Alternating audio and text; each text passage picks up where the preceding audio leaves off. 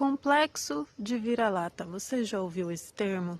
Pois é um termo que tem crescido muito ultimamente, principalmente pela turma do amor. Essa turma tem apelidado, né? Eles chamam todo mundo que vota contra o Lula de bolsominion, de patriota, né? E agora tem crescido o termo complexo de vira-lata por conta, né, das sanções do Trump aí contra as investidas do Alexandre de Moraes, né, entre outras coisas. E eu queria falar uma coisinha para vocês, gente, que assim pode não ser muito óbvio para esse pessoal, mas eu vou explicar. Como dizia o professor Olavo de Carvalho, vou desenhar o desenho. Uma pessoa que sofre de complexo de vira-lata, na verdade eu vou explicar a questão, tá? Falando pelo que eu já passei na minha vida. Eu morei em São Paulo, morei em Londrina. Em Londrina eu passei praticamente fome, tá bom? Em São Paulo eu passei quando eu tava trabalhando, né? Eu passei por 2 assaltos e 3 tiroteios. Presenciei muito próximo de mim, né? E eu tive um momento assim de trauma, de pânico, né? E que eu não dormia mais. Eu precisava de ajuda urgente. E eu tinha uma amiga que estava se formando em psicologia na época e eu fui conversar com ela e ela me deu a ideia de passar uma temporada no exterior, tá? Mesmo com todos os ataques terroristas que já estavam rolando, né? Ela me deu essa ideia. E aí eu fui ser au pair nos Países Baixos, na Holanda, tá bom? Gente, ali, a hora que você entra no aeroporto, você já leva um baque. Organização. Lugar extremamente organizado, pessoas educadas.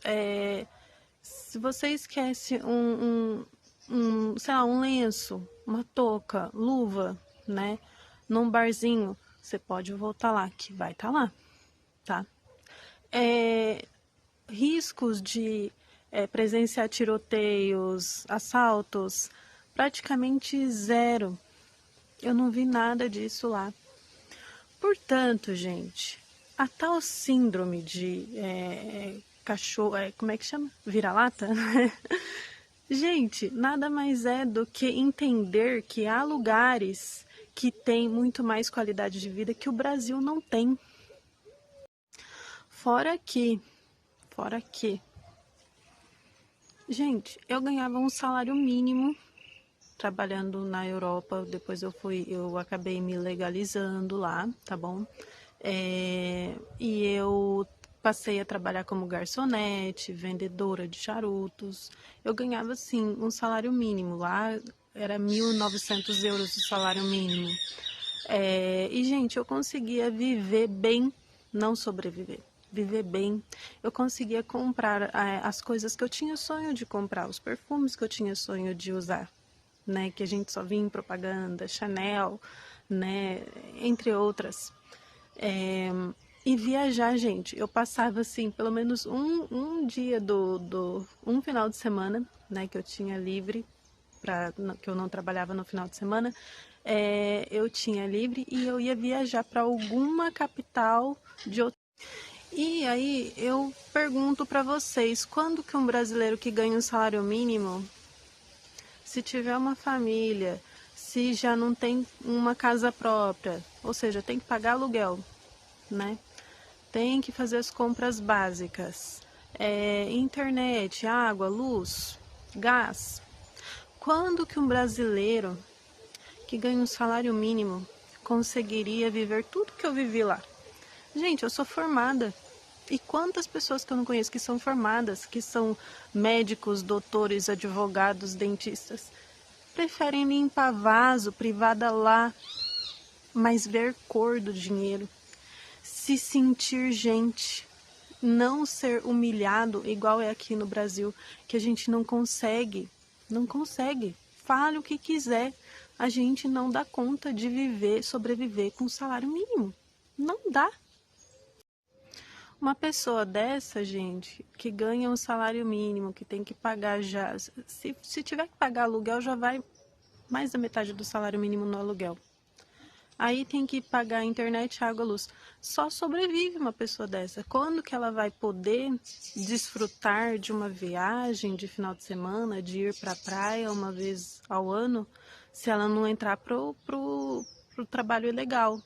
Porque daí é o que eu sempre vejo muito aposentados que se aposentam e depois ficam trabalhando por fora para conseguir pelo menos pagar lá um gás a mais por mês.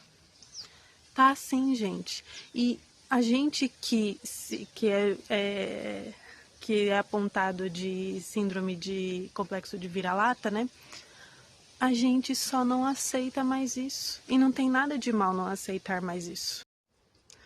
Nós não devemos achar que como o nosso dinheiro de tantos impostos, que a gente não paga pouco imposto, a gente não tem que achar que tanto imposto que a gente paga, extremamente mal investido, todos os dias um escândalo novo de corrupção, a gente não tem que achar nada disso normal.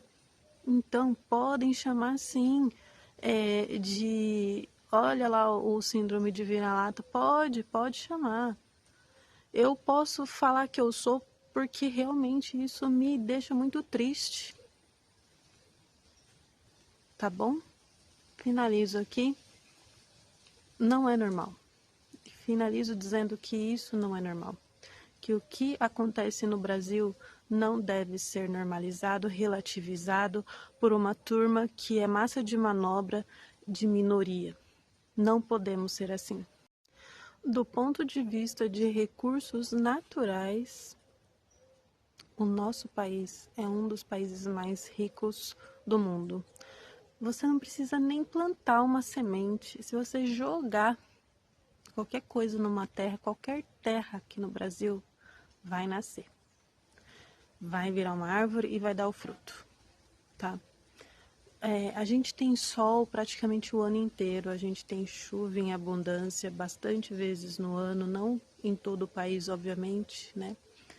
Mas assim, é inadmissível que a gente seja taxado de uma coisa simplesmente por não aceitar, simplesmente não achar normal o que é feito com o povo brasileiro. E a gente não tem que achar normal, a gente tem que sim se posicionar e mostrar que eles estão errados, com respeito, tá? Que não adianta discutir com eles.